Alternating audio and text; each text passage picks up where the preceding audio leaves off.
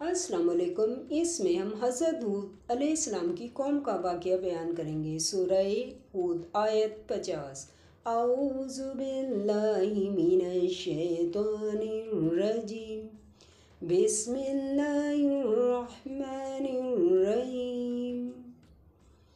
Like کریں، subscribe کریں اور بیل آئیکن پر کلک کریں۔ اور ہم نے عاد کی طرف ان کے بھائی ہود علیہ السلام کو بھیجا۔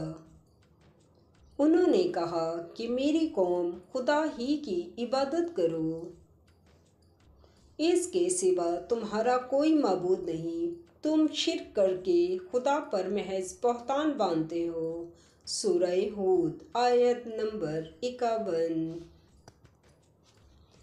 میری قوم، میں اس واضح نصیحت کا تم سے کچھ صلہ نہیں مانگتا، میرا صلہ تو اس کے ذمہ ہے جس نے مجھے پیدا کیا، بھلا تم سمجھتے کیوں نہیں؟ سورہ ہود آیت نمبر 52۔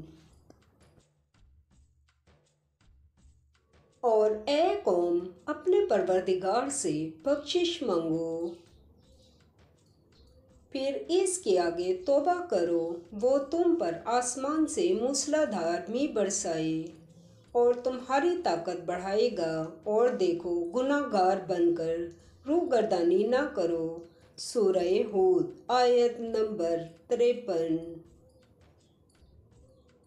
وہ بولے، ہود علیہ السلام، تم ہمارے پاس کوئی دلیل ظاہر نہیں لائے، اور ہم صرف تمہارے کہنے سے نہ اپنے معبودوں کو چھوڑنے والے ہیں اور نہ تم پر ایمان لانے والے ہیں۔